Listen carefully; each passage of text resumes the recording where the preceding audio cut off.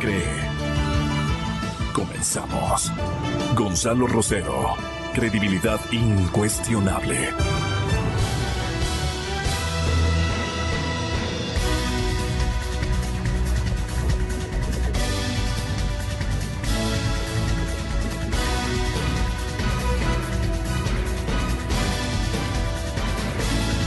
Buenos días.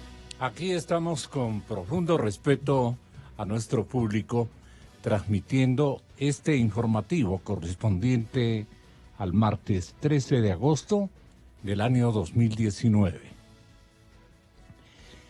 Juicio político a consejeros del Consejo de Participación Ciudadana llega al Pleno. El Pleno de la Asamblea Nacional va a conocer 2 juicios políticos entre hoy y el día de mañana. El primero contra la ex ministra de Salud, Verónica Espinosa, y el segundo contra 4 miembros del Consejo de Participación Ciudadana y Control Social. Bueno, los anhelos de la tía respecto de la suerte de la sobrina es que se reprisen los resultados del intento frustrado que ella también obtuvo. Con los mismos votos seguramente será a manera disculpada, ¿no?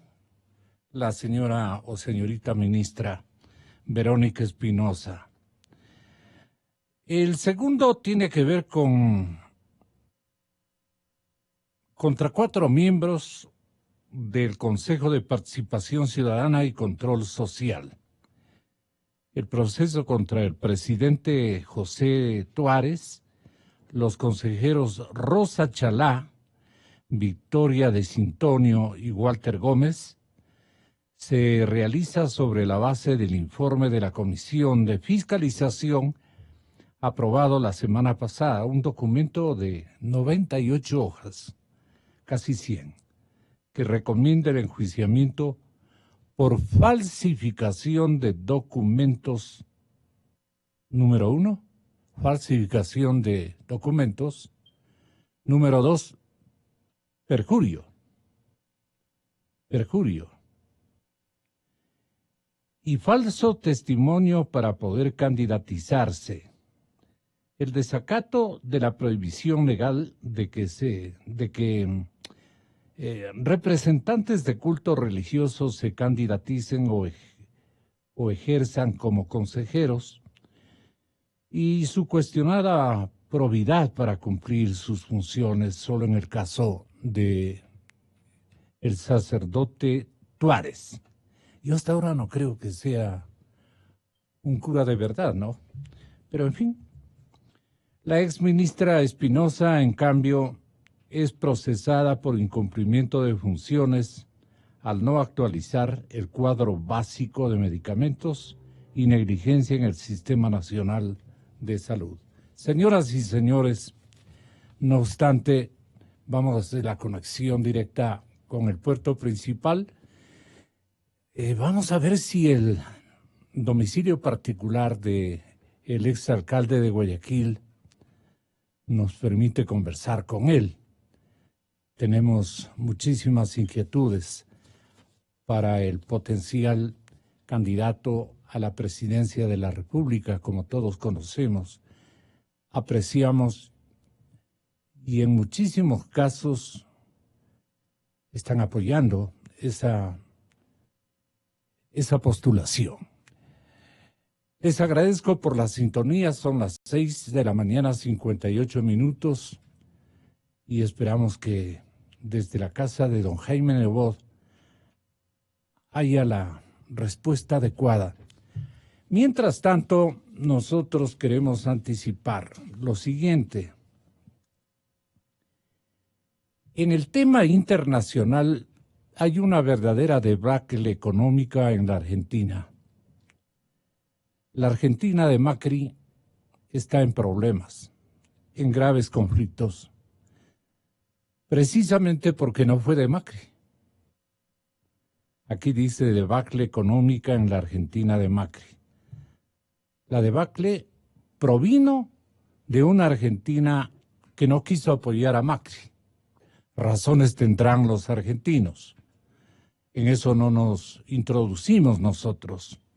Pero la demoledora derrota electoral sufrida el domingo por el presidente argentino, Mauricio Macri, tuvo ayer su consecuencia para los activos financieros del país, con un desplome de casi el 38% de la bolsa, 38%, y un salto estrepitoso del precio del dólar. ¿A cuánto llegó, compañeros? Tenemos ese informe. Tras los resultados de las primarias, los inversores sacaron sus propias cuentas. Macri, el candidato pro mercado, o sea, apoyado por todos los mercados, difícilmente remontará puntos de cara a los comicios del 27 de octubre. Bueno, tenemos ese informe desde Buenos Aires, Argentina. Nosotros lo que queremos establecer es lo siguiente. Sí, pero teníamos previsto este reporte, porque lo que está ocurriendo en la nación de Sudamérica es terrible y puede llegar a más. Pero hay una desfachatez social impresionante. Nadie se entiende con nadie. Y este fracaso, digamos, en el proyecto que parecía iba a cobrar una aceleración significativa en esta mañana, pues está en estos términos. Las elecciones primarias del pasado domingo dejaron dos efectos en Argentina que se sintieron inmediatamente el día después. ¿Cuáles son esos dos efectos? Primero, consternación política en el equipo del presidente Mauricio Macri tras la holgada derrota por 15 puntos porcentuales contra la fórmula compuesta por Alberto Fernández y Cristina Fernández de Kirchner. Y el segundo efecto, en consecuencia del primero, fue el cimbronazo financiero. El peso argentino se devaluó frente al dólar estadounidense un 19% según cotización del Banco Nación, si uno comparase la cotización del lunes con la del cierre del viernes. El riesgo país, medido por JP Morgan, según informaron medios bursátiles especializados, creció un 2% y el valor de los bonos argentinos se desplomaron, cayeron. Todo esto conformó un combo que hizo que el presidente Mauricio Macri primero pidiera reuniones de urgencia con todos sus ministros y luego, dentro de la Casa Rosada, de una conferencia de prensa para explicar qué es lo que estaba pasando en Argentina ante este caos, y esto decía. No podemos volver al pasado porque el mundo ve eso como el fin de la Argentina. Entonces ellos tienen que convencerlos que aprendieron de lo que pasó antes. Y no veo que hagan ningún esfuerzo. Siguen diciendo las mismas cosas y diciendo que a ellos no les importa y que ellos lo van a manejar de otra manera. Pero el mundo cambió. O sea, el mundo no es el mismo que tenían ellos hace unos años atrás. Hoy la Argentina, aislada del mundo, no tiene futuro. Nosotros hoy necesitamos estar conectados al mundo. Ese fue el discurso de Mauricio Macri dentro de la Casa Rosada que dio el lunes pasado. El discurso tuvo 3 puntos centrales. Primero, el presidente Mauricio Macri responsabilizó al kirchnerismo como el culpable de la corrida cambiaria y el caos financiero que sufrió Argentina el pasado lunes. En contraposición, el kirchnerismo le respondió, le dijo: presidente, usted es gobierno, nosotros somos oposición. El segundo punto de su discurso fue negar cambios en su gabinete de ministros e incluso negar que haya algún tipo de alteración en su campaña electoral. Y tercero, afianzó su estrategia, que es la de mejorar su performance electoral de cara a las elecciones generales de octubre, que esas sí van a ser definitivas, y dijo que van a hacer todo lo posible como para llegar a la segunda vuelta, al balotaje. Pero para eso, ¿qué es necesario? Que Alberto Fernández, que obtuvo en el escrutinio provisorio un 47,6% de los votos, baje a un nivel inferior a los 45 puntos porcentuales y que el presidente Mauricio Macri suba al menos 3 puntos porcentuales más. Eso es lo que tenemos, ¿no? Eso es lo que tenemos. Ahora, los juicios políticos en contra de la exministra de Salud, Verónica Espinosa, y los 4 miembros, aquí está timbrando también el domicilio de don Jaime Nebot, Gracias. Gracias.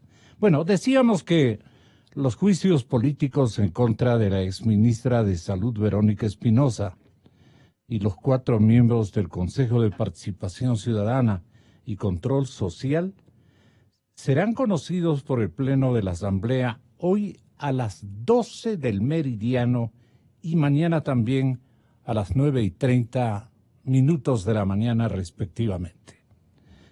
Las bases para que el Pleno aborde el juicio contra el presidente del Consejo, José Tuárez, y los consejeros Rosa Chalá, Victoria de Sintonio y Walter Gómez, constan en el informe de la Comisión de Fiscalización,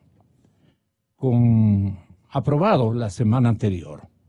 El documento de 98 hojas recomienda el enjuiciamiento por falsificación de documentos, perjurio y falso testimonio para poder candidatizarse. El desacato de la prohibición legal de que representantes de cultos religiosos se candidaticen o ejerzan como consejeros y su cuestionada probidad para cumplir sus funciones solo en el caso de el padre Tuárez.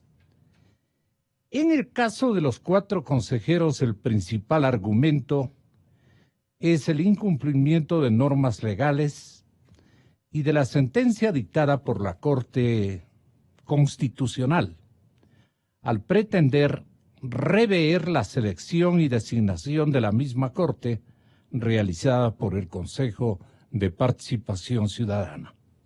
John de Mora, prosecretario de la Asamblea, informó que los consejeros fueron notificados ayer en la mañana en el Pleno de la Asamblea. Y ayer mismo la Comisión de Fiscalización tenía previsto abordar otro informe de un segundo proceso de juicio político en contra de Tuárez y de Gómez, promovido por Raúl Tello, quien busca la censura y destitución de los 2 consejeros por incumplimiento de funciones. Así es que la sesión de la comisión fue convocada para ayer a las 8:30, pero fue suspendida por falta de quórum y estaba prevista su reinstalación para las 5 de la tarde. En tanto, Espinosa es procesada por incumplimiento de funciones al no actualizar el cuadro básico de medicamentos y además le acusan de negligente en el Sistema Nacional de Salud. Negligencia en el Sistema Nacional de Salud. Desde los 3 pedidos de juicio político contra el ministro de Economía, Richard Martínez, quedaron desactivados en la Asamblea y apenas se logró el acuerdo entre jubilados y el gobierno para el pago de incentivos jubilares. Raúl Tello, de la Comisión de Participación Ciudadana anunció que iba a pedir dejar insubsistente ese proceso cuya causal era esa falta de pago, pero que vigilará que se cumpla el acuerdo. Otro pedido también quedó sin piso luego de la asistencia de Martínez a la Comisión de Soberanía Alimentaria, que lo había llamado varias veces. Lenín Plaza, miembro de esa mesa, dijo que una vez que el ministro acudió al llamado, vamos con el segundo, ya no se podría continuar con este juicio. Pero sigue en pie el planteado por Jofre Puma, de Alianza País, que reunió 37 firmas, y quien dijo que si bien el tema de los jubilados ha sido superado, se mantienen las otras supuestas faltas, como la no entrega de recursos establecidos en la Ley de Cultura, en la Ley de Desarrollo Fronterizo y en la Ley de la Amazonía. Así es que estamos a la expectativa de un compromiso que selló con nosotros ayer el señor abogado Jaime Nebot, exalcalde de Guayaquil, y al cual le procuramos porque teníamos un sinnúmero de temas muy importantes que precisarlo a fin de obtener sus puntos de vista muy significativos en la realidad política de nuestro país. Mientras tanto, se sigue anunciando que hay un pánico en los mercados tras derrota de Macri. Hay un pánico financiero, hay una turbulencia de carácter económico en Argentina. El presidente fue castigado por las impopulares medidas económicas. Vamos con el segundo punto. El segundo punto requiere de la presencia del doctor Fausto Jarrín, a quien hemos invitado, pero quisiéramos una panorámica de cómo está esta situación entre lo que nosotros hemos preparado esta mañana. ¿Qué hemos preparado? Un debate entre Fausto Jarrín, abogado de Rafael Correa, y el doctor Ramiro Román. El pedido a Interpol para detener a Rafael Correa. Hablan de un dilatadísimo trámite. Queríamos saber de parte de los dos señores abogados que se sirvan a indicarnos cuáles son los pasos indispensables para que la Interpol pueda admitir el pedido que le están formulando las autoridades judiciales de nuestro país. Esto es lo más importante que tenemos también como una oferta de nuestro informativo. Posteriormente, señoras y señores, anuncio la presencia del doctor Blasco Peña-Herrera Padilla, ex vicepresidente constitucional de la República, también del doctor Adrián Bonilla, ex ministro de Cultura y académico de las universidades ecuatorianas, así como también de otro catedrático universitario como es el doctor, muy enterado desde luego, el doctor Gabriel Hidalgo. Con ellos quisiéramos hablar de América Latina, que podría retornar a un populismo de la especie argentina, de la misma doctrina y de las mismas motivaciones, de manera que la apertura que los pueblos equivocados o acertados estarían dando es un retorno de estos líderes de la izquierda socialista que naturalmente, aquí está doctor, bienvenido, el doctor Fausto Jarrín. Qué bueno que viene. Me quedó mal Jaime Nebot. Sí, muchas gracias. No, estoy pidiéndole que desde su punto de vista, y ojalá, ¿cómo está? ¿Cómo ha pasado, doctor? Ojalá el doctor Ramiro Román también tenga la gentileza de estar con nosotros ya mismo, porque se trata o la emisora y este informativo lo que busca es definir cuál es el famoso dilatado proceso que ustedes han pronosticado y creo que admitido también por los otros abogados de las causas adversas naturalmente al enjuiciado. Podrían determinar que la Interpol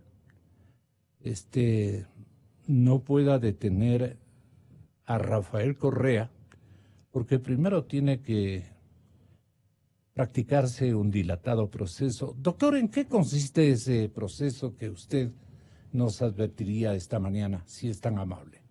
Buenos días, estimado Gonzalo, buenos días con la audiencia de esta prestigiosa radio. Efectivamente, el proceso de Interpol no es un proceso sencillo, no es un proceso que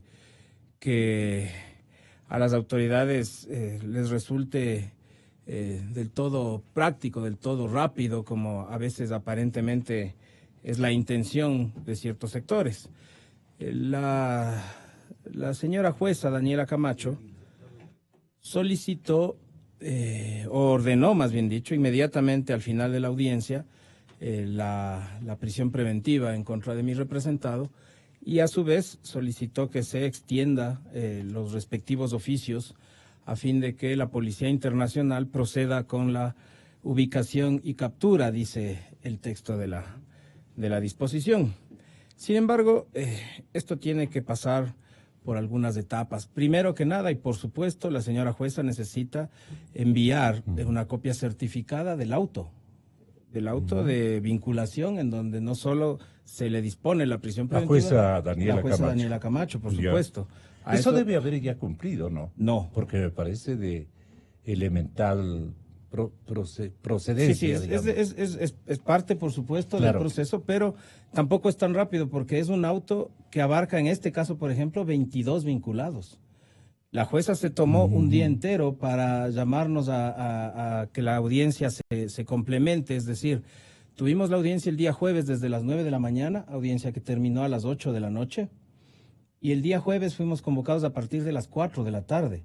Es decir, la jueza, y eso lo entendemos perfectamente todos los abogados que estamos acostumbrados a esto, la jueza se pasó todo el día redactando un borrador para enunciar su fallo oral. ¿Qué debe precisar allí respecto de la inconducta o...? No, realmente en esta etapa de 22 procesal, personas, exacto, quiero decir, porque el universo se extendió, pues, ¿no? Por supuesto. Y esto... Por supuesto. Ya le sorprendió seguramente a la señora jueza, ¿o no? Por supuesto, y dilata mucho ya inclusive físicamente la capacidad de gestión, la necesidad de actos. ¿Y en qué parte de la ley procesal se exige, digamos, esta condición de que haya una motivación perfectamente diseñada y explicada para que la jueza pueda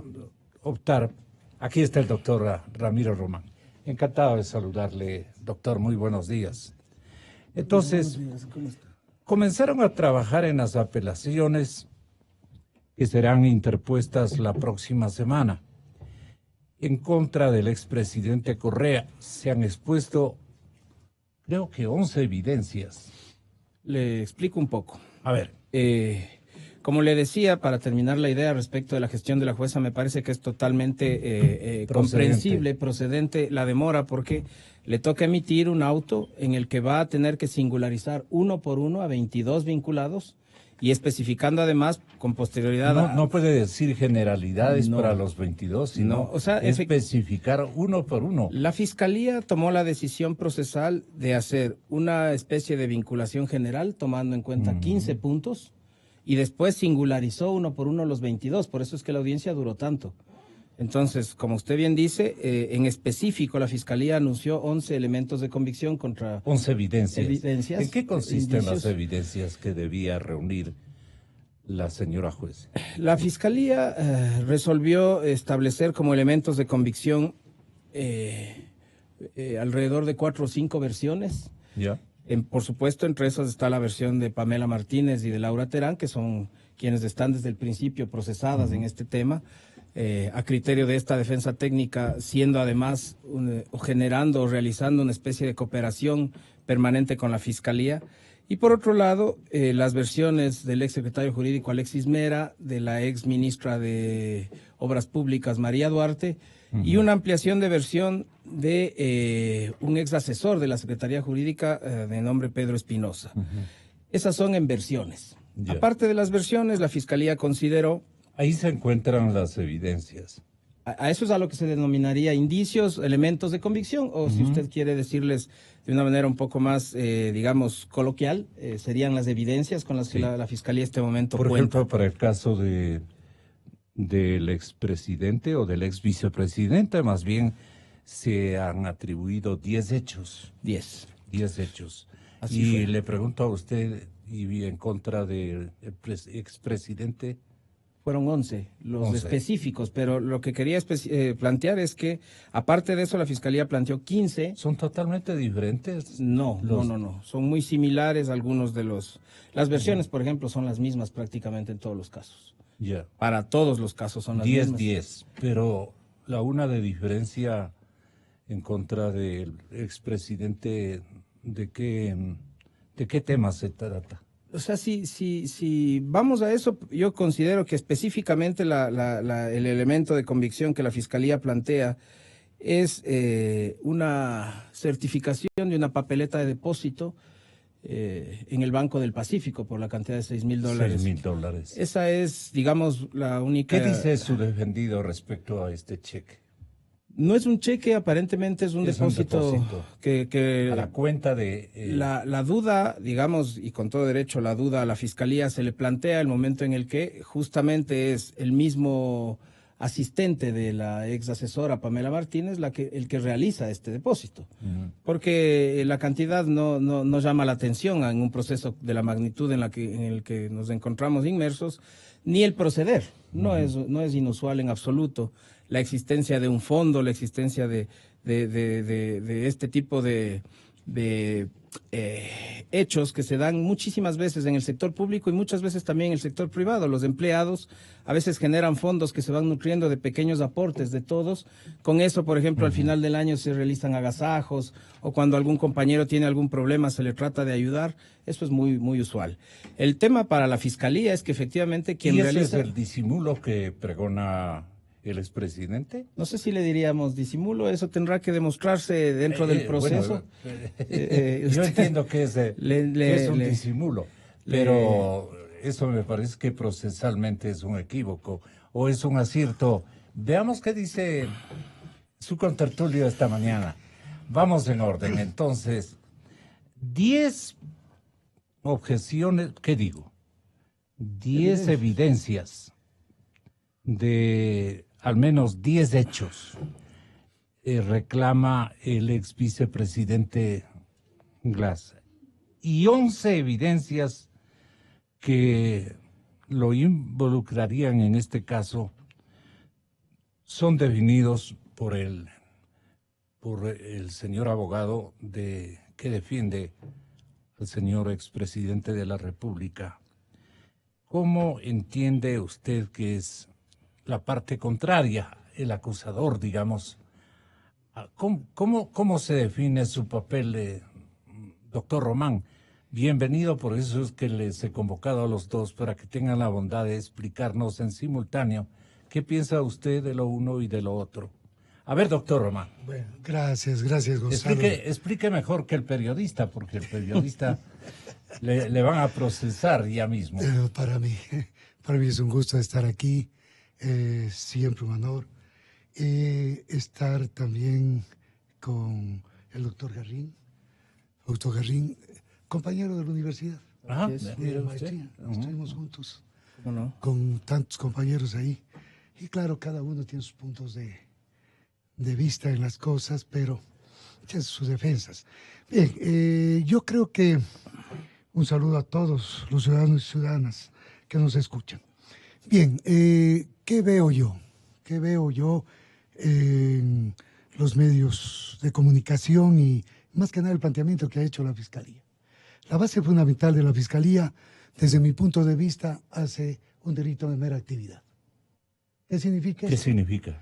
Lo que significa es de que, claro, va al congraturio que es fundamental, que es estratégico, que es funcionario, y desde allí lanza una acusación. La acusación, por obvias razones, va a 3 delitos concretos, de los que he notado: concusión, tráfico de influencias y asociación ilícita. Es lo que hace. Para mí, no sé si vayan a topar el cohecho y tal vez topen algún rato el peculado. Creo que quieren evitar el cohecho. Sí, y más que nada el peculado. Es cohecho. No, admite que es cohecho. concusión. La Fiscalía dice cohecho, no concusión. Ah, ya, cohecho dice eso. Bueno. Pero ustedes no creen que es cohecho. Y el tráfico. Claro, es lo que yo entiendo. Y el peculado, que por obvias razones habrá que ir haciéndole ¿Y por qué no le enteramos cuál para es la ver cómo diferencia? Lo que pasa es que uno es dar, público. el otro es recibir. Ya. En este momento, por obvias razones, ¿quién dio y quién recibió? Hablamos de funcionarios, estamos hablando del presidente de la República, vicepresidente, la señora Martínez, bueno, todas las personas que se ven ahí, la señora Terán, son funcionarios. Y claro, por obvias razones, dentro de una posición de partido político, eso vamos a explicar después, qué pasa con los partidos políticos. Pero yo sí creo que ese fue el punto de partida de la Fiscalía. Y me pareció una posición funcional. Eso lo plantea más que nada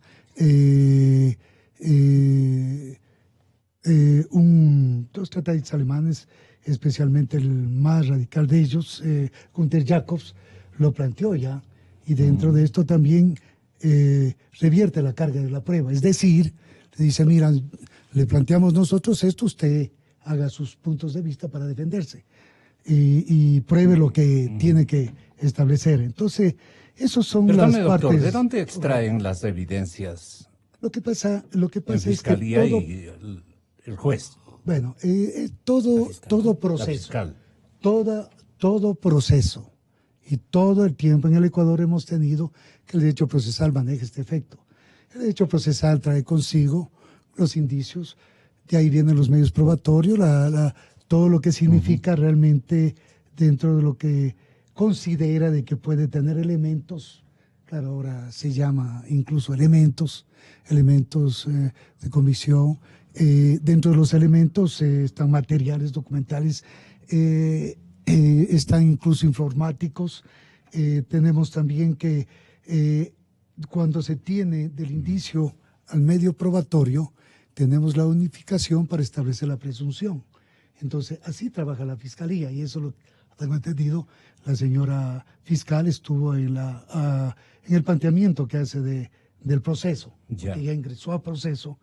Dice, bueno, el defensor no puede, los medios son que puede pruebo. interponer, digamos, otro género de explicación o recursos para desmotivar, tal vez, para Sí, descargar, digamos, exactamente. Se hacen los justificar descargos. algunos Los descargos hechos que Diana Salazar ha encontrado que le sirven para la respectiva acusación. Esta parte suya, tenga la bondad de explicarnos, doctor.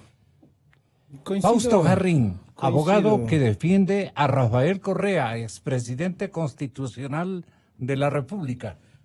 Coincido con mi estimado amigo Ramiro. La Fiscalía, por supuesto, ha tomado la decisión de considerar que estos son los elementos de cargo con los que zarpa una vinculación. Es decir, hasta el día jueves en la noche el expresidente Correa no estaba acusado de absolutamente nada. Desde el momento en que la Fiscalía decide plantear esto como sus elementos, le plantea a la jueza, le dice, con estos cargos yo inicio una investigación contra esta persona.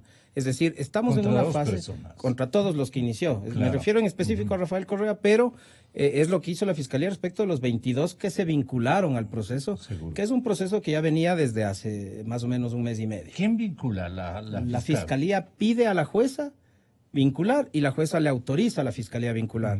El dueño de esta parte... ¿De conformidad con qué, digamos... El Código Orgánico Integral Penal considera que existe una fase procesal en la que... La vinculación. Sí, por supuesto. Por obra de quién, ya nos dice de quién, pero ¿bajo qué premisas o acusaciones o demostraciones o pruebas fidedignas? La Fiscalía, y con toda razón, tiene el derecho de que cuando inicia una investigación, en el transcurso de esta investigación, utilizando todos los elementos de investigación que le permite la ley, puede encontrar la existencia de nuevos elementos respecto de personas que no estaban siendo investigadas. El Código Orgánico le permite a la Fiscalía que una vez que tiene suficiente elemento, suficiente indicio de que hay otras personas que no son parte del proceso, que deberían ser parte, la Fiscalía decide vincularlas. La jueza convoca una audiencia, es exactamente la misma modalidad de la audiencia de formulación de cargos, porque la fiscal tiene que formularle los cargos a cada uno de los nuevos elementos, a cada uno de los nuevos ciudadanos. ¿Usted que conoce de esto? ¿Usted que conoce de esto? Exacto, o he encontrado de usted esto y esto, de usted esto y este otro, y por eso desde mañana usted pasa a ser investigado de este proceso, ya es parte procesal, es procesado. Es procesado. Entonces, eso es lo que sucedió el día jueves. Entonces, desde el día de ayer, digamos, nosotros o mi defensa técnica pasa a ser parte de este proceso. El expresidente Correa pasa a ser procesado. En esta etapa del proceso penal es la Fiscalía quien tiene que dirigirla. Yeah. La instrucción fiscal es un momento en el que la Fiscalía tiene que completar su conciencia, su conocimiento sobre si la persona a la que está procesando ha cometido o no ha cometido lo que la Fiscalía considera que ha cometido. Yeah. ¿Y cuál es la fuente, doctor Román, de donde proceden las acusaciones o los chats extraídos de los equipos de grabación prácticamente? Claro. De parte de la principal... Todo se materializa en derecho procesal. Eso es lo que están haciendo. La fiscal ha actuado desde ese punto de vista acertadamente. Creo que dentro del delito de mera actividad tiene un acto de función, y el acto de función tiene un parámetro importante. Mire, Gonzalo, yo quiero... La condición de ex asesora es muy significativa. Y es muy importante el inductor, pues. ¿Qué hace el que induce o el que pide o el que dice envíame? ¿Y por qué le envían? Claro. Entonces, cuando ingresa el inducido, ahora protegido, los inducidos, protegidos, Pamela Martínez, la señora Terán, entonces viene lo demás. El inductor es entre funcionarios, y si hablamos de cohecho, tengo entendido eso, me planteas, entonces el cohecho en el funcionario es pasivo, recibe. Aquí está clarísimo. Entonces, dentro de esto, en el Ecuador no tenemos un tipo penal que se habla del prevaricato administrativo. Eso no tenemos nosotros. Y ojalá algún rato se cree y se siga, no sé si copiando o haciendo alguna cosa con la legislación internacional, pero para eso sí se topa el tráfico de influencias. Sí tenemos el tráfico de influencias y por eso ha ingresado en un tráfico de influencias. Entonces, vamos viendo que los delitos están conformándose a los medios que establece la Fiscalía, ha revertido la carga de la prueba y, claro, ha hecho delito de mala actividad. Punto. Yo creo que eso es importante. Hay una cosa importante. Las memorias, Gonzalo, de la señora Pamela Martínez, ¿qué significación, qué importancia tienen de que son memorias fieles de lo que se ha encontrado? Gonzalo, desde mi punto de vista, esa es una parte muy importante del tema. Yeah. Pero para mí existe un depósito de papeleta. Por ejemplo, en el caso del expresidente Rafael Correa, es un depósito de papeleta. Aquí no hay sobregiros, claro, por favor. Yo creo que el sobregiro, claro, es un acto sobregiro activo o pasivo dentro del funcionario pasivo, y dentro del depósito de papeleta es justamente un sobregiro activo. Entonces, eso ha hecho la Fiscalía acá. Por eso me parece bien el trabajo de la Fiscalía, la doctora Salazar, en la parte esta de establecer que al haber papeletas, porque eso es lo que da un matiz diferente al todo el tema. Claro. Eso es lo que da el matiz diferente. Entonces, no es solamente que sí pasa, que recibe, etcétera, que es la documentación por teléfono, que por documentos. Cambió el rumbo tanto de la acusación como de la defensa. Sí, por supuesto. Sí, por supuesto. Para mí cambió diametralmente el rumbo de la defensa, porque este proceso empezó siendo Odebrecht puso presidente. Usted preguntaba, Gonzalo, ¿de dónde empezó esto? Esto empezó por un parte policial que se realiza de un link de internet, de una publicación. Un policía muy diligente a las 2 de la mañana realiza un parte policial con el que la fiscal general del Estado inicia una investigación previa que además inmediatamente contiene detenidos, ¿no? ¿Cuál fue el caso de la ex asesora Martínez? ¿A usted no le comentó de esta evidencia a su defendido? No, jamás. Él no lo había tomado en cuenta. ¿Específicamente qué cosa? La papeleta de depósito. Ah, por supuesto, porque nosotros consideramos que no tiene nada de irregular ni de ilegal. Y por eso, en el transcurso de la instrucción... Pero es muy importante. Importante, por supuesto, dentro de la idea, de la noción de que provendría de fondos ilícitos, que es lo que la Fiscalía dijo. Ahora, los fondos ilícitos, más allá de que yo también siento a ratos de que se ha dado la vuelta el tema del principio de inocencia en el Ecuador, de que cuando, como Ramiro dice, son delitos de mera actividad, cuando yo considero que el cohecho, el tráfico de influencias, son delitos de resultado, que se tienen que materializar en un hecho, que tiene que especificarse cuál es el recurso, el dinero, la dádiva, la mala vida, por supuesto. La procedencia, exactamente. Mala vida. Entonces, la carga de la prueba. ¿Quiere santificar esos $6,000? Santificar no, explicarlo sí. Demostrar que son legítimos y que no corresponden. No, santificarlo en el sentido de que son recursos virtuosos o algo por el estilo. No, virtuosos no. Son producto de un fondo común que existía en la Presidencia de la República. Eso explíquele al público. Es que eso es lo que he venido tratando de explicar. Es un fondo común que existía entre funcionarios de la presidencia y que en algún punto se tomó la decisión de que por una necesidad personal, por una dificultad personal en sus finanzas personales, el expresidente Correa recibió este crédito que además lo canceló. Nosotros en la Fiscalía vamos a ingresar la documentación correspondiente Era como un préstamo. Un préstamo, por supuesto, que él pagó en 12 meses en cuotas de $500 mensuales. Tenemos los cheques, tenemos los pagos, tenemos absolutamente todo. Lo que a mí me llama la atención, y eso sí quería decir, es que por supuesto que nos cambia la visión de lo que estamos enfrentando dentro de este proceso. Es decir, si se está hablando de cohecho, si se está hablando de tráfico de influencias o hasta de la misma asociación ilícita, pues a nosotros sí nos llama mucho la atención haber empezado con un proceso en donde se hablaba de $15 millones, producto de que Odebrecht puso presidente, producto de que Odebrecht pasaba sobres llenos de dinero, según dicen, y luego ese dinero se disponía a un proceso en que directamente por parte de la Fiscalía ya no se habla de dinero, sino que circunscribió el asunto al cruce de facturas, es decir, la misma Fiscalía ya determinó que no ha sido eso, sino ha sido la mitad. Determinó, por supuesto, que no ha sido Odebrecht, porque Odebrecht no está en el proceso.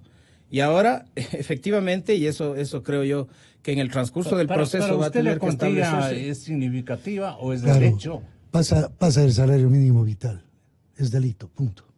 Estamos frente a más de un salario. Claro, no, es más de un salario mínimo vital para cometer un delito. Y estamos más de un salario mínimo vital. Entonces, en ese sentido, existe el delito como tal. Si es 6,000, bueno, capaz son más o menos, pero el salario mínimo vital y estamos hablando de que es delito.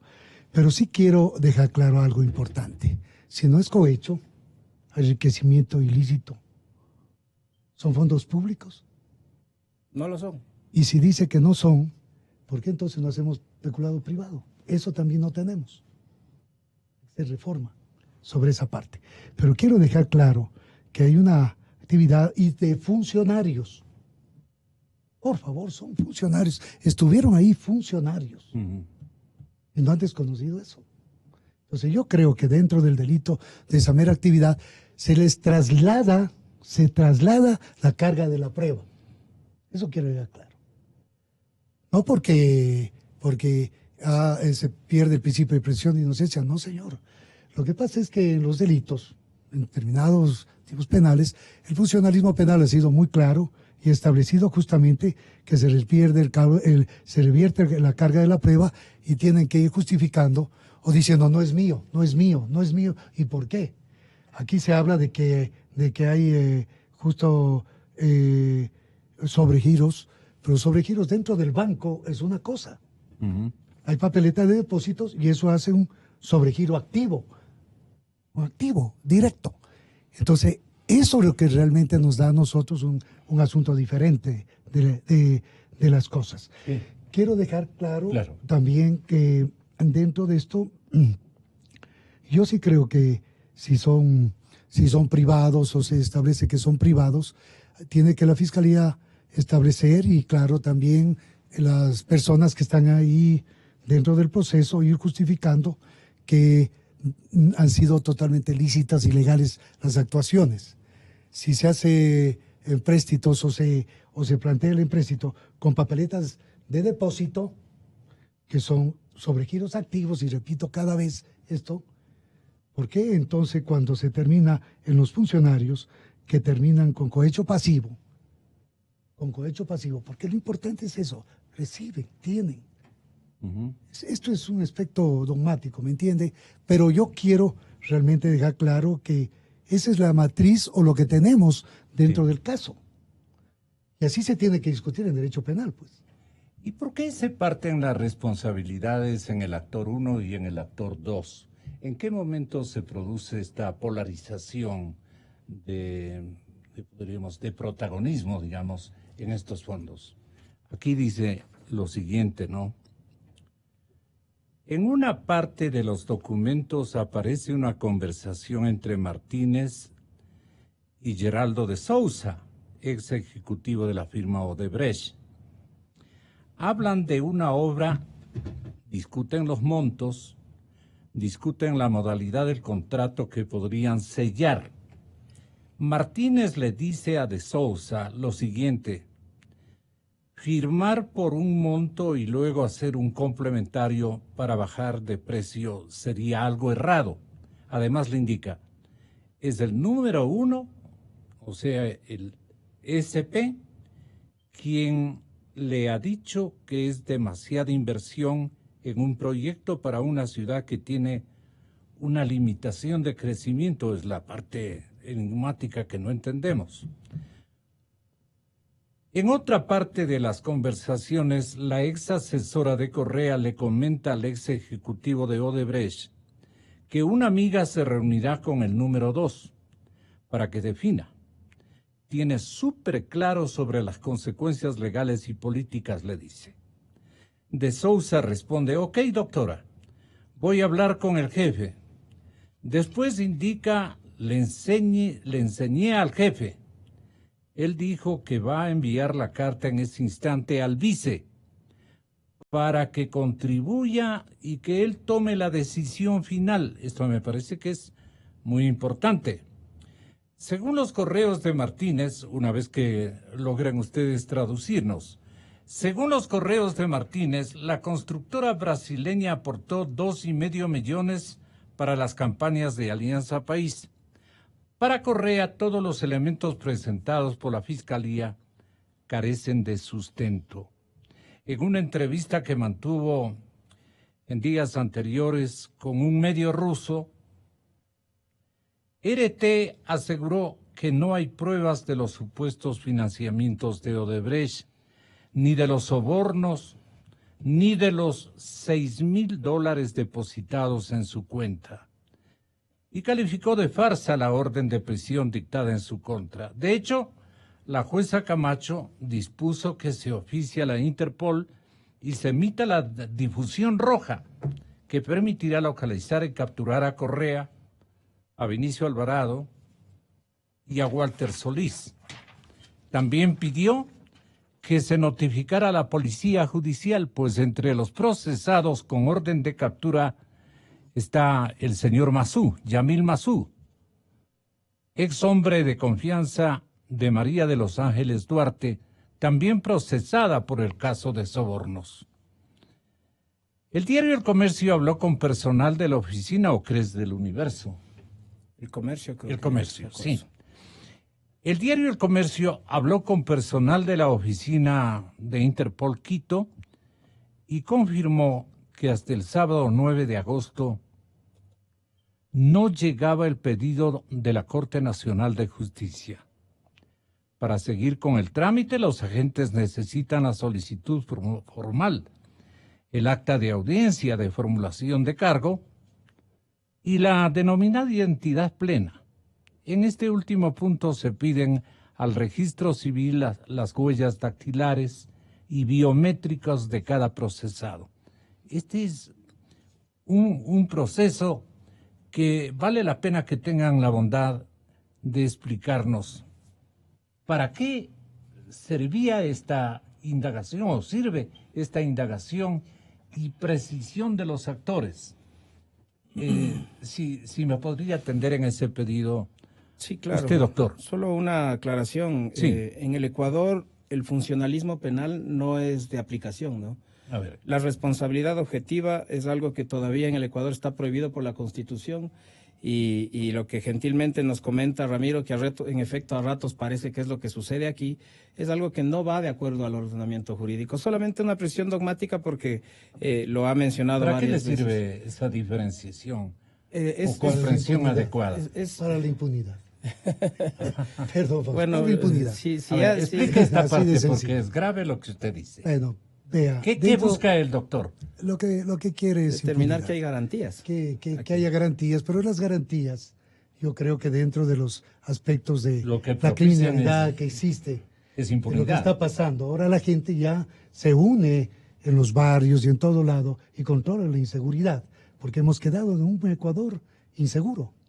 Y la inseguridad a alto nivel, por obvias razones, están con la Constitución, las leyes que hicieron a su medida para decir no actuemos con tales cosas. ¿Cómo se aplica esto procesalmente? Pero la Corte Nacional pues puede hacer jurisprudencia.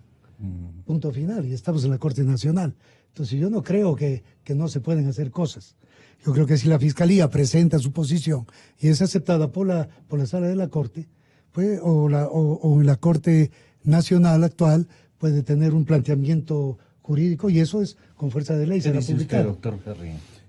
Complicado. El tratadista Gunther Jacobs, que es considerado, digamos, el padre del funcionalismo, es un tratadista que en la propia Alemania se considera extremo justamente por dar la vuelta a la carga de la prueba, por considerar que es la persona acusada la que tiene que... El doctor Román faltó a esa clase. No, la aprendió bien, la está diciendo con toda propiedad, pero es un tipo de persecución penal extremadamente agresiva que no cuadra con las garantías constitucionales, que no cuadra con, por ejemplo, la materia convencional y la protección que la Corte Interamericana y la Convención de San José genera alrededor de los procedimientos penales. Ahora, respecto de lo que usted estaba preguntando. Yo quisiera hacer una cosa. La protección de derechos humanos. La protección de derechos humanos se le da el derecho a que se defienda. Yo no digo que no se defiendan. Defiéndase. Se haga dentro del marco legal y justo. Pero dentro de las posiciones para combatir los delitos, las sociedades han ido tomando posiciones claras. Y la posición lo ha dado a través de las Cortes Nacionales o Cortes Supremas en su momento para establecer justamente posiciones definidas. No podemos decir es que no hay nada. No podemos callar o hacernos los que nos olvidamos. Están allí, son funcionarios, se hacen papeletas de depósito y las papeletas de depósito llegan a una cuenta concreta, que se dice que después se va devolviendo por $500, lo que sea. Eso es una condición, pero la papeleta de depósito es una condición diferente en la acusación que hace la Fiscalía. Y eso es lo que tenemos en el caso. Así de sencillo. Efectivamente, eso es lo único que tienen en el caso.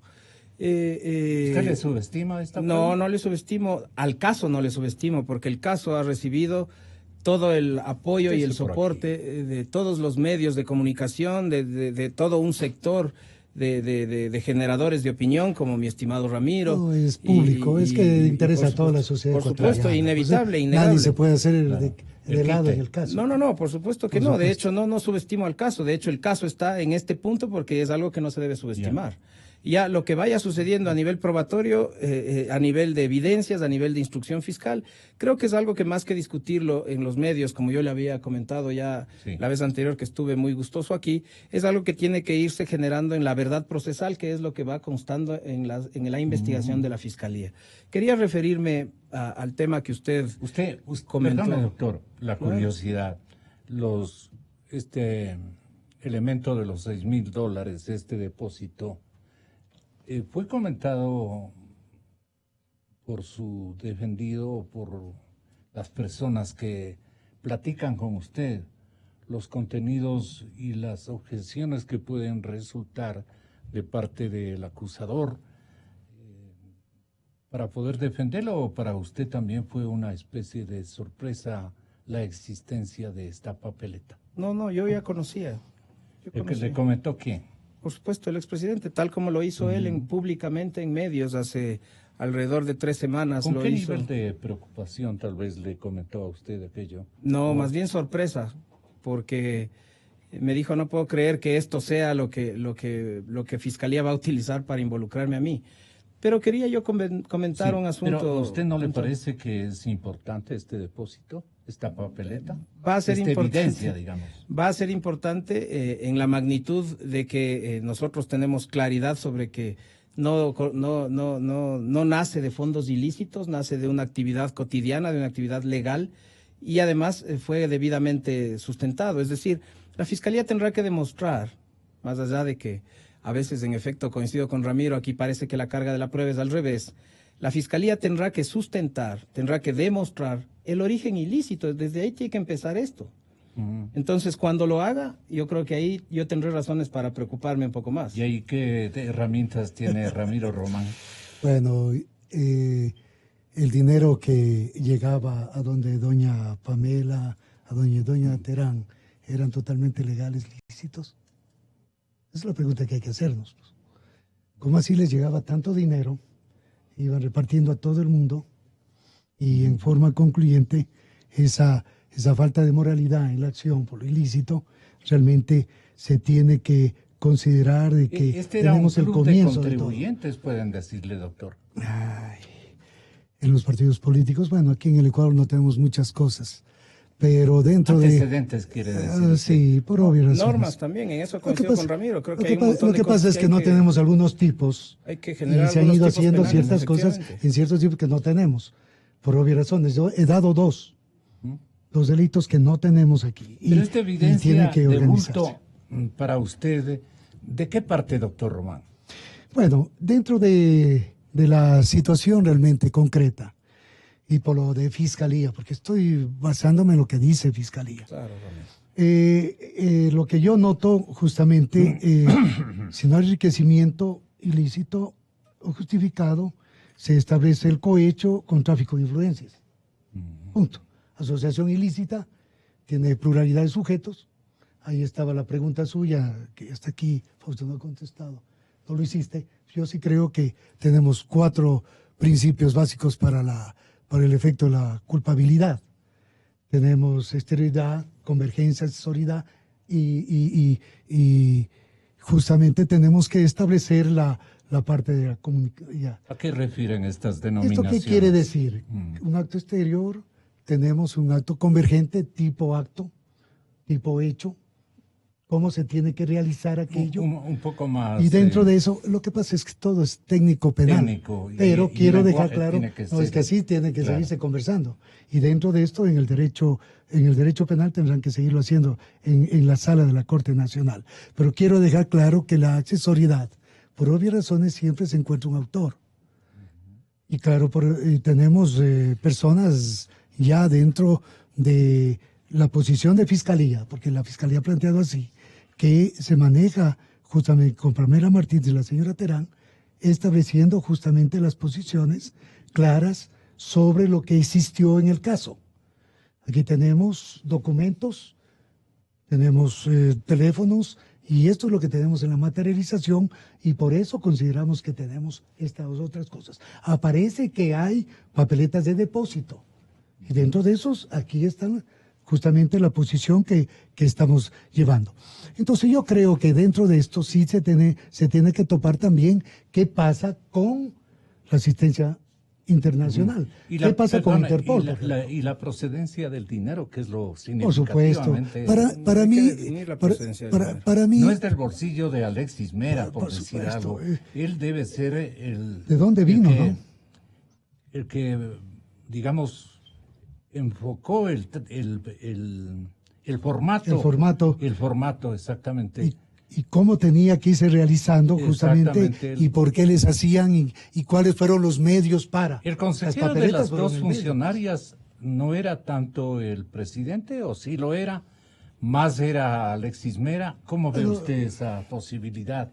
No sé, no sé quién haya sido el consejero de las dos funcionarias. Yo por ejemplo, quería... Es importante. Sí, por supuesto. Y el señor Glass. Por eso dice... Ellos eran los consejeros. Bueno, no sé, así dicen ellas, estamos por lo menos se ve entendiendo distinto, ¿no? Ahí estaríamos entendiendo distinto el concepto de consejero. No sé. Pero quería comentar un asunto, por ejemplo, y ya que usted dice con toda razón, Gonzalo, hay que determinar el origen del dinero. Ahora hay que preguntarse qué dinero, es lo importante. Porque aquí hay un tema muy delicado que yo creo que le va a generar muchas dificultades a la Fiscalía. Vuelvo a decir, no está Odebrecht. Y otra cosa también muy importante, se habla y se ha venido repitiendo el asunto.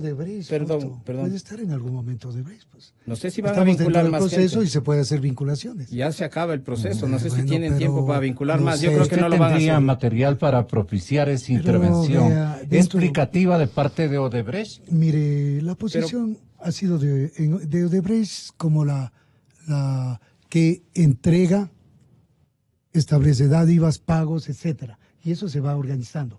Que aquí se diga, es que no es de Odebrecht, los $100,000 es otra cosa, y que se tiene que ir justificando por qué aparece en un momento determinado ese dinero en papeleta, no en sobregiro del banco. Eso quiero dejar claro. Ahora, doctor Carriño, ¿usted nos puede explicar de dónde proceden los $6,000? Ya lo he dicho, creo que 3 veces hoy. Proceden de un fondo privado generado entre los funcionarios de la Presidencia de la República. No. Del expresidente. Con ese fondo se hicieron muchísimas cosas y eso lo vamos a demostrar. Es más, ese fondo después de cierto tiempo empezó a nutrirse de las donaciones. Prácticamente podría denominarlos así, porque cada funcionario de su sueldo ponía una cantidad específica en este fondo. Otra cosa que quería, Ramiro no me dejó terminar, otro actor muy importante de este proceso que tampoco está y que a mi criterio, porque además la fiscal ya le negó a 2 personajes que solicitaron vinculaciones a estas empresas, es Nexo Global. Nexo Global supuestamente es la empresa, Fiscalía lo dice, no lo digo yo, de papel, a través de la cual Pamela Martínez recibía los fondos de Odebrecht. A esto una acotación. Geraldo de Sousa pidió él mismo ser llamado a rendir versión y él dijo que él era subalterno de Consensado Santos, que él llevaba efectivamente sobres donde Pamela Martínez, que nunca verificó el contenido y que ella nunca verificó el contenido frente a él. Y Consensado Santos no es parte de este proceso, no ha rendido ni siquiera versión. Y segundo, si supuestamente Nexo Global es la empresa a través de la cual Pamela Martínez se beneficiaba de este dinero. Nexo Global no está en el proceso, Gonzalo. Entonces... Que vinculen. Le falta trabajo a la Fiscalía. Estimado Ramiro, sí, por supuesto, deberían vincular, pero ya no lo hicieron. Doctor, ¿qué consejo le daría al área fiscal? Mire, yo creo que la base y lo fundamental aquí... ¿Pero está admitiendo que hay algún error o... No. ¿Algún vacío de explicación de parte de la Fiscalía? Mire, la Fiscalía ha hecho una posición de formulación de cargos. Que puede vincular, puede haber efectos más de culpabilidad y puede ir estableciendo más medios probatorios. Eso tiene que hacerlo, además es obligación. Eso dice el 195 de la Constitución. Pero yo quiero ir a esto. Se establece en calidad de prófugos, por ejemplo, a Walter Solís, a Vinicio Alvarado, a Yamil Mazú, que usted le indicaba. Y en la asesoría, pues por obvias razones también están ellos. Aparece la señora María de los Ángeles Duarte, aparece también Alexis Mera, aparece Viviana Bonilla, Cristian Viteri, y también tenemos a Laura Terán, a Pamela Martínez y Talo Centenaro que están dentro de esto, aparte de el señor Correa y el señor Glass. Entonces hay cosas que tenemos que ir entendiendo desde un punto de vista claro. Si nosotros tenemos, por ejemplo, órdenes de prisión que plantea la doctora Camacho y ha pedido justamente la red internacional que se arroja, y el señor Vinicio Alvarado, Walter Solís y Yamil Mazú ya lo tienen, yo creo que se tiene que seguir trabajando en esta parte de justamente dentro de la página 12, por ejemplo, del reglamento justamente de Interpol. Tenemos aquí, y me va a permitir justamente un momento, una citación. Nada más una citación que necesitamos obtenerlo, para explicar bien cómo se tiene que actuar en el caso de expresidentes. Porque esperemos que Interpol ahora no se nos diga es que ¿hay un ya tratamiento no tenemos especial para mandatarios? Sí, justamente. Vea, para el nivel jerárquico de un caso de políticos, ¿qué tiene que ver la justicia con políticos y es políticos buscados por otros países, y en el caso de buscados por el propio país. y nos establece ejemplos, y establece el ejemplo número 2 a petición de la OCN. Dentro de esta parte, la OCN, la Oficina Central Nacional de Interpol, que está en cada país, y la oficina de cada país, en este caso de Interpol Nacional, tendrá también, o que está en Ecuador, tendrá que pedir al Lyon en Francia justamente ese efecto de la prisión. La petición de OCN, se publicó una notificación roja sobre un expresidente de un país buscando por corrupción y enriquecimiento ilícito. Por eso es importante el enriquecimiento ilícito que yo había manifestado, que se tiene que ir justificando dentro de que son fondos, etcétera. Y se concluya. Es correcto lo que dice Ramiro. Sí. Hay un reglamento que establece especificidades sobre expolíticos de alta jerarquía en relación a procesos penales. ¿Y por qué cree usted que la ley establece qué explicación les daban a ustedes los maestros en la universidad? ¿Por qué este tratamiento especial para mandatarios de jerarquías superiores, supremísimas? Porque yo creo que es más bien bastante lógico, ¿no? Ese nivel de funcionario público, al terminar sus procesos de mandato, siempre puede ser víctima de persecución, siempre puede ser procesado más allá de lo que las normas del país específico establecen, puede ser procesado flexibilizando procedimientos, flexibilizando garantías por intereses políticos de partes. Entonces... Pero lo importante aquí, continúo nada más, para concluir además, dentro del efecto de corrupción y enriquecimiento ilícito, se concluyó que la persona había cometido delitos no por obtener ventajas políticas, que eso cuida mucho Interpol, religioso, todo lo que significa político se cuida mucho, pero sino que para no distorsionar, sino que se había tenido propio enriquecimiento. Por eso se autorizó la publicación. Qué importante es que entonces en Ecuador justifiquemos que hay un propio enriquecimiento en las personas que tenemos en el caso. Y eso a Interpol le va a llevar directamente a establecer una posición de alerta roja y buscarlos y devolverlos al Ecuador. Por supuesto. Que sería extraordinario que pase. Pero para que llegue eso, por ejemplo, en el ejemplo que cita Ramiro, ya existe una sentencia. Tendría que comprobarse. Tendría que haber una sentencia, porque para que se establezca sin lugar a dudas. Aquí está la pregunta del millón que hemos solicitado nos ayude una colega de ustedes muy significativa, académica, catedrática y queridísima vecina, Paulina Araujo. Doctora, le molestamos con este tema. ¿Cuál cree usted que es la pregunta del millón en esta parte de la explicación simultánea que nos están ofreciendo el abogado que defiende a Rafael Correa y el que naturalmente acusa, que es Ramiro Román? Buenos días, doctora Araujo. Muy buenos días, don Gonzalo. Un saludo al doctor Román, al doctor Jarrín. Pues siguiendo el hilo de lo que estaban comentando acerca de la difusión roja, importante tener presente que dentro de los requisitos no solo se requiere una sentencia, sino una orden de prisión. O sea, este es el primer requisito que se tendrá que entrar a analizar. De todas maneras, dependerá de Interpol que se dé o no la difusión, pero importante tener claro, ya con una orden de prisión se tendría que entrar a analizar, ¿no? Eso como primer punto, siguiendo las explicaciones de quienes me antecedieron, ¿no? Entonces la pregunta sería para los dos, ¿de qué timbre? ¿De qué característica?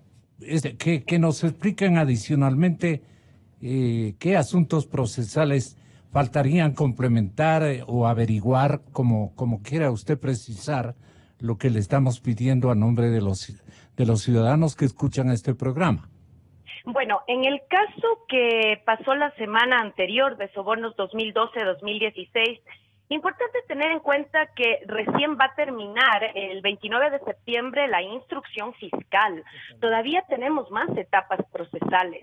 Por eso sí alarma que sin más ya se asuma alguna culpabilidad cuando Todavía tendremos que esperar la acusación fiscal, si se llama a juicio, que se conforme un tribunal, pero claro, en el caso de la asociación ilícita y el tráfico de influencias no podrían ser juzgados en ausencia, a diferencia del cohecho. Totalmente. El cohecho sí permite que se juzgue en ausencia y obviamente es una figura imprescriptible, ¿no? Entonces, importante tener presente, porque a veces en el Ecuador se piensa que porque ya hay una orden de prisión, ya sin más se asume la culpabilidad, y no solo del ex vicepresidente y del expresidente, sino de la decena de personas que están ya vinculadas en la causa. Pero se robustece el rumbo de la indagación. Bueno, se entiende que si ya ha habido vinculaciones y demás, ya Fiscalía cuenta con todos los elementos como para al finalizar, luego se señale la audiencia preparatoria del juicio y emita su acusación. Se entiende, ¿no? Se entiende que hacia ahí está encaminado un trabajo serio y prolijo de parte de Fiscalía.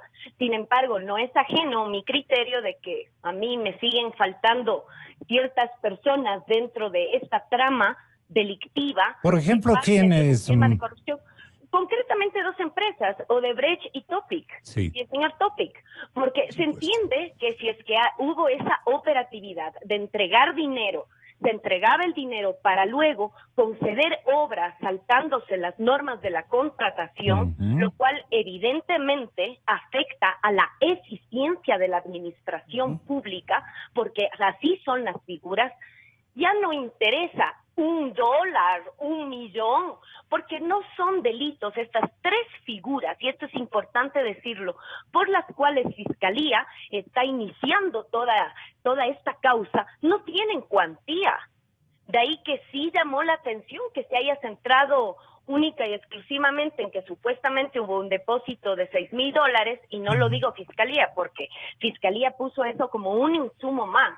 Pero estos no son delitos de cuantía, porque la afectación es a la transparencia, a la eficiencia de la administración pública, porque no hay por qué primero recibir contribuciones que podrían estar al margen del Código de la Democracia, y adicionalmente la contratación pública tiene que ser transparente, no tiene que estar condicionada por empresas que creen que porque han dado un aporte tienen que ser las seleccionadas para los contratos, ¿no? ¿Qué admite o replica usted, doctor Ramiro Román? Bien, bueno, brillante, Paulina. Para mí es un gusto escucharte. Bien, yo veo que dentro de esto sí falta las empresas, falta personas que tienen que ser vinculadas. Desde mi punto de vista, la Fiscalía sí tiene que hacer cosas para que siga ampliándose esta investigación suficientemente. Si tenemos hasta septiembre, estamos hablando todavía de un tiempo que a veces puede ser una semana. Tal vez quiere complementar un proceso estratégico. Sí, ese es un asunto ya de estrategia de la Fiscalía, como quiera plantear. Claro. Y espero yo que haga lo que tiene que hacer, porque eso es lo que tiene que hacer. A veces descubrirse antes de hora también puede no ser saludable para el propósito de una fiscal, ¿no? Bueno, eso es táctica y saber cómo trabajar el caso. Y dentro del trabajo del caso no puede dejar afuera personas muy importantes, sean individuales o por obvias razones personas jurídicas, pero dentro también de la actuación de Fiscalía tiene que encontrar la verdad. Lo importante es eso, llegar a la objetividad con verdad. Y eso es lo que tiene que hacer la Fiscalía, y llamar a juicio o llegar al juicio, y la Corte Nacional tiene que establecer sus puntos concretos, y los jueces de la Corte Nacional establecer el punto concreto donde se deba llegar a un juicio en el cual tenemos que ya hablar de pruebas claro, que ya estarán en otros niveles y tendrán que ser discutidas. ¿Usted qué dice, doctor Jarrín? Fausto Jarrín, Cadena Democracia. Primero que nada, decir que no puedo estar más de acuerdo con la doctora Araujo. Podemos estar no muy de acuerdo en algunos asuntos, pero... Por ejemplo, ¿en cuáles no está de acuerdo usted? Más bien de otro orden, que no son dentro del derecho penal. Yo he seguido mucho... Pero las observaciones que precisa mucho la doctora. La trayectoria de la doctora, le tengo mucho respeto y está completamente en lo correcto. Este proceso está empezando, acaban recién de vincular, existe más de un mes todavía de instrucción fiscal. Después de eso, la Fiscalía tendrá que determinar si está preparada para acusar a todos los que están siendo procesados. Seguramente nos encontraremos... ¿Pero se reservan herramientas de parte y parte? Seguramente nos encontraremos con algunos dictámenes abstentivos, por ejemplo, y algunas de las personas que en este momento son procesados luego saldrán con abstentivos. Otros seguramente tendremos... Claro, ¿pero qué armas le faltarían a la Fiscalía? No, yo voy a volver a coincidir porque coincido en mucho. Efectivamente, lo que se ha solicitado es una difusión roja de Interpol por una orden de prisión preventiva. Eso no lo he discutido. Yo estaba estableciendo que el ejemplo que ponía Ramiro es de que ya había certeza sobre un enriquecimiento ilícito y para eso se requiere una sentencia y eso aún no ha sucedido. Efectivamente, vuelvo a coincidir, aquí hay gente que falta en este proceso, porque si el de los sobres era Odebrecht, no entiendo cómo van a justificar dineros en efectivo. Para usted, sin Odebrecht. la claridad más bien es este momento lo que está asomando ya... Lo que está asomando. Está asomando. Mire, la doctora... ¿Qué faltaría? La doctora Salazar ha estudiado algunas situaciones y tengo entendido que tiene personas muy importantes que en asesoramiento en la Fiscalía. Pero sí quiero dejar claro de que dentro de la posición de la mera actividad, que eso es importante tomar en consideración, mi punto de vista es ese, trasladó la carga de la prueba a los procesados. Y dentro de esto también, cuando aparecen determinados efectos, va realizando los medios probatorios. Eso ha dado camino a que siempre la Fiscalía vaya con objetividad. Y ella lo ha dicho en forma personal, es que aquí hay que actuar con objetividad. El principio de objetividad es muy importante y dentro de esto siempre ha mantenido posiciones claras para acusación. Yo lo que sí creo es que Odebrecht tiene que estar, Copic tiene que estar. No es que le pidan para ver o que le digan vea o vaya la señora Duarte y diga también me olvidé estas otras cosas. Aquí se están olvidando muchas cosas. Otros están haciendo los amnésicos. Perdóneme. O sea, el punto de vista es total objetividad. ¿Quiénes están haciendo los olvidones? Mire, es que yo no he estado ahí. Es que solamente es un empréstito. Por favor. Pero claro, la papeleta de depósito es muy diferente al sobregiro que hace el banco. ¿Conviene por el momento ser un poco mentirosos? Vea, el procesado rinde sin juramento su versión. Dentro del sin juramento puede decir una cantidad de cosas que creen necesarias para su defensa. Entonces pueden callar, pueden decir no me acuerdo, pueden además mantener una posición o abstenerse, decir derecho al silencio, que nadie lo ha hecho. ¿En qué estado estamos en este momento? ¿Qué faltaba? Investigando. Mire, el derecho penal, el derecho procesal penal tiene algo que es muy importante. Investiga hasta con sentencias. Usted tiene la revisión y en revisión tenemos pruebas. Así que nuevas pruebas. Entonces, el derecho procesal nos permite investigar todo el tiempo. Este momento estamos en una alternativa de investigación en un proceso que la Fiscalía planteó. Y dentro del proceso, por obvias razones, se tendrán que dar los medios concluyentes que considere la Fiscalía y que digan también la defensa para que sean considerados en la audiencia respectiva. Defensor el expresidente Correa, doctor Fausto Jarrín, ¿qué faltaría a este momento explicitar? Voy a comentarle lo que no solo lo dije yo, sino lo dijeron los abogados de prácticamente todos los vinculados. La Fiscalía no ha especificado qué contratos fueron aquellos que se entregaron de forma fraudulenta, con qué empresas, por qué monto, en qué fechas y en qué obras. La Fiscalía no ha presentado ningún indicio de responsabilidad penal de la Contraloría, no ha planteado sobre la base de qué contratación pública, porque en eso nuevamente coincido con la doctora Araujo, son delitos contra la eficiencia del Estado, son delitos contra la seguridad jurídica, son delitos... Pero eso no interesa el monto. Pero, claro. $6,000 o 15 millones, no interesa. Si me permite, Ramiro, por favor. sí interesa el monto cuando esta es una prueba de algo que es legal. La Fiscalía tendrá que demostrar que es ilegal el recurso. Entonces, yo creo que todo eso le falta a la Fiscalía y por eso es que yo insisto en que al no incluir a Odebrecht, a no incluir a Telconet, a no incluir a Nexo Global, va a tener muchas dificultades para cerrar la evidencia, para transformarla después en una audiencia de juicio en prueba. Pero se sobreentiende que si no fuera legal, no le utilizaría como una herramienta de convencimiento la fiscal. Debe estar reservándose esa identidad de esos $6,000, de dónde proceden, para el momento adecuado, doctor Román.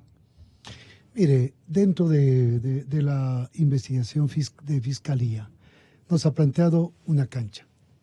Bien. En esa cancha tienen que haber los descargos, tienen que establecer en sus descargos lo que realmente consideran necesario para defenderse, pero por obvias razones la Fiscalía va teniendo medios probatorios cada vez, claro. Cada vez, Así es. y cada vez va apareciendo. Pero no puede anunciar los medios probatorios, sino dejarlo para buena época, para una buena etapa. Eso es cuestión de cómo actúe la Fiscalía, claro, programando su estrategia, claro, para hacer su defensa, eso es todo. Tiene tiempo cambio, todavía en la denota angustia el doctor Jarrín de que no explica adecuadamente o completamente de dónde proceden estos recursos, por ejemplo, los míseros $6,000 para la cantidad o para la cuantificación del peso de acusación que esto tiene desde el punto de vista ético. No sé si me explico, doctor. Personalmente, a mí lo que sí me puede causar es asombro, ninguna angustia. La incertidumbre con que la Fiscalía lleve a cabo... Pero esa es una buena táctica. La incertidumbre Le con la tiene que... a usted incierto, ¿no? Con la que la Fiscalía complicado. lleve a cabo su investigación, de hecho es un derecho de Fiscalía, claro, siempre y cuando no afecte mi derecho a la defensa. Entonces, ya dentro del proceso tendremos que ir nosotros también impugnando, verificando. ¿Qué exigiría usted o impugnaría usted hasta este momento? Yo todavía no entiendo cuál es la imputación real. Estamos hablando, bueno, ya un poco técnico, habla de un concurso real de infracciones que todavía no está determinado en su real magnitud. Habrá que ver si el delito de cohecho con el delito de tráfico de influencias es factible de especificarse como concurso real, porque en un caso tienen que ser 2 funcionarios públicos como el tráfico de influencias y fueron vinculados 12 sujetos privados, empresarios. ¿Cómo pueden ser esos empresarios procesados por tráfico de influencias? Habrá que verificar. La asociación ilícita en el 2012 era un tipo penal que estaba encaminado, decía, la partida conformada para realizar delitos o para efectuar actos contra la propiedad o contra las personas. Y entonces acá estamos en un delito contra la administración pública. Claro. Así que ya en lo procesal, ya en lo técnico, hay muchas cosas que todavía tienen que veamos qué dice Paulina como observadora técnica, si es tan amable, y perdone esta denominación, doctora, pero para nosotros usted es una herramienta de esclarecimiento que seguramente no comparten ni uno ni otro, o comparten los dos. Vamos viendo cómo está la explicación hasta este momento del acusador y también del defensor. Bueno, se parte del esquema según la propuesta de Fiscalía, que obviamente hubo una agrupación con finalidades delictivas que se compagina con el tratamiento jurídico de la corrupción, es decir, creer que se puede recibir estos financiamientos y luego favorecer a las empresas. Ahora, por la delimitación temporal dada por la propia Fiscalía, 2012 al 2016, yo me temo que quizás la figura delictiva, si es que Fiscalía sigue adelante con más insumos investigativos, tiene hasta el 29 de septiembre para seguir recopilando estos elementos, quizás solo sea el cohecho el que va a mantener el trabajo de Fiscalía, porque la asociación ilícita, digamos que fue perpetrada en el 2012, estaría ya prescrita, porque prescriben 5 años. el tráfico de influencias nace recién en el Código Orgánico Integral Penal el 10 de agosto del 2014. Antes era peculado. Y yo no entiendo si es que estaban hablando de dar contrataciones a dedo, para que me entienda la audiencia. Era esa modalidad de peculado, y muy hábilmente lo cambiaron a tráfico de influencias en el COIP. ¿Qué pasa en este periodo de 2012 al 2014? Me imagino que obviamente por aplicar la ley penal más favorable, que es el principio de derecho, por eso lo pusieron en tráfico de influencias. Pero ojo, esas contrataciones mal dadas en el periodo 2012 hasta el 10 de agosto del 2014 serían peculado. Pero bueno, partiendo de esa concurrencia real que ha hecho Fiscalía, pues bien, o sea, llegamos a un punto en que el único delito por el cual se podrá juzgar en ausencia y que no interesa el paso del tiempo por la imprescriptibilidad es el cohecho. Entonces, claro, aquí podemos todos esgrimir nuestros criterios, algunos en defensa de su cliente, pero aquí quien al fin de cuentas tiene el poder de sanción del Estado es Fiscalía en este momento. Más adelante, ya cuando termine esta instrucción fiscal, cuando emita su acusación. ¿Y Fiscalía no esclarece que es un tema de cohecho? Sí, claro que sí. Esto está en camino acertado.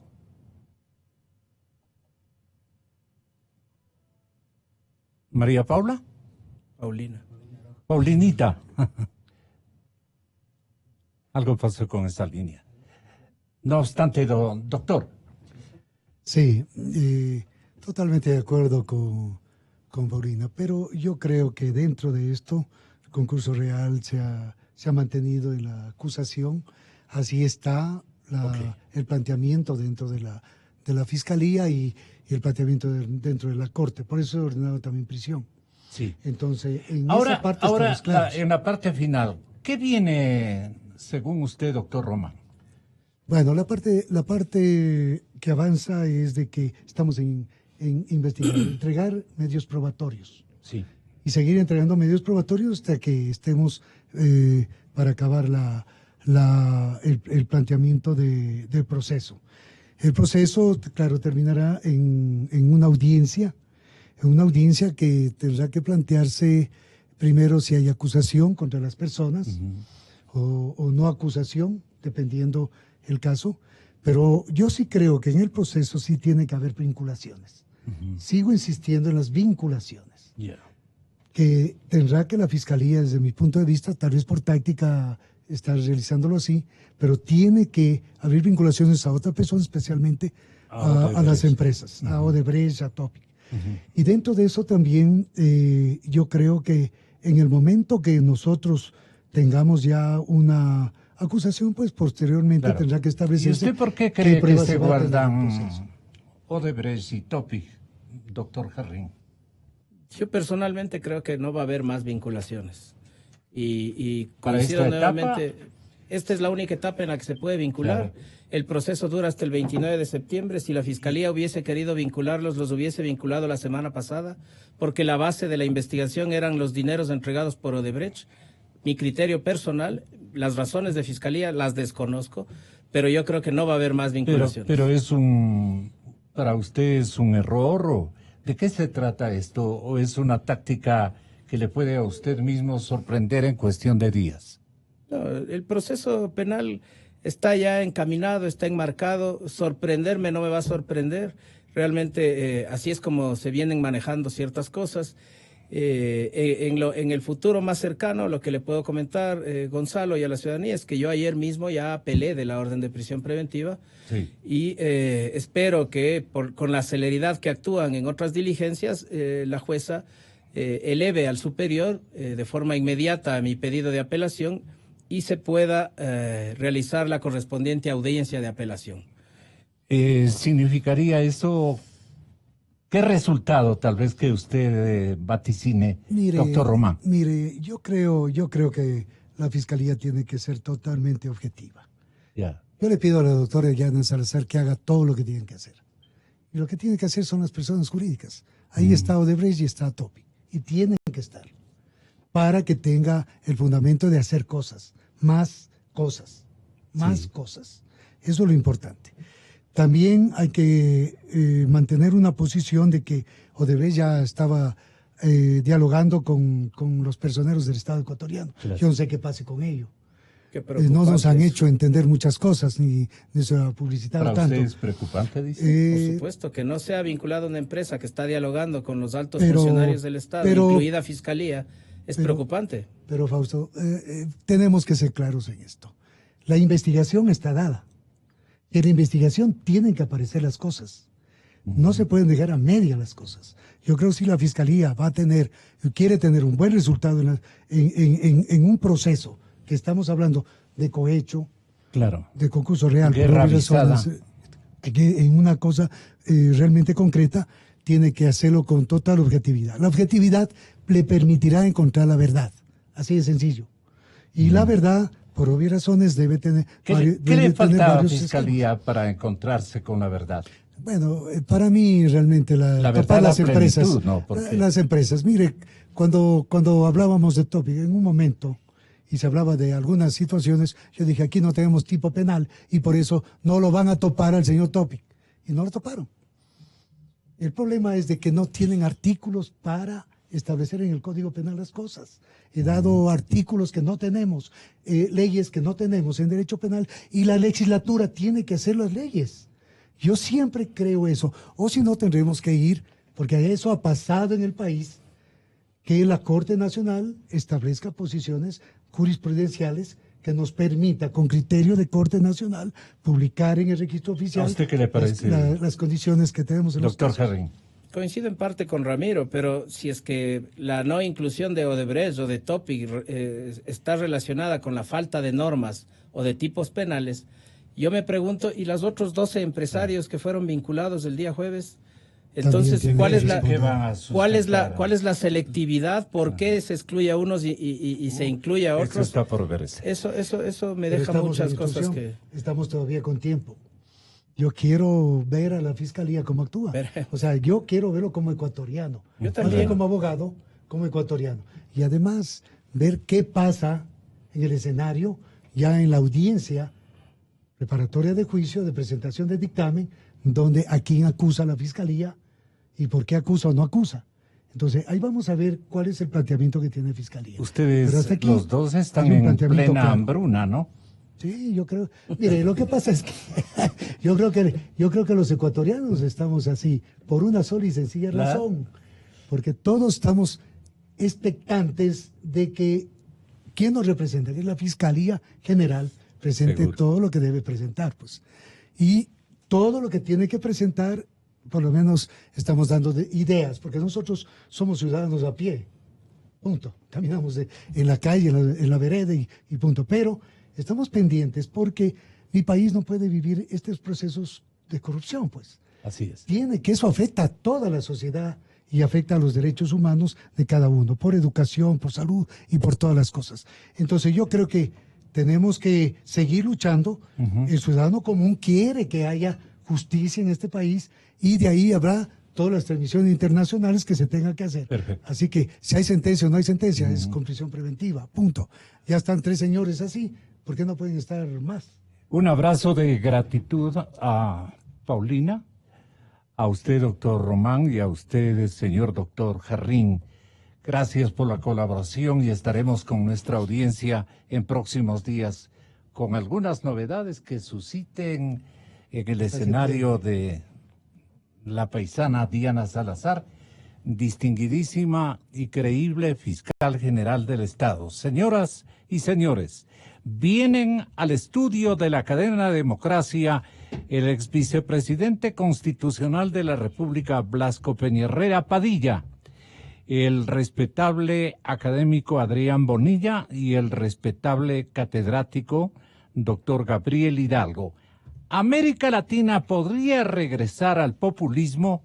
Un análisis que tiene sustento en las primarias de Argentina. Inicio de espacio promocional y publicitario.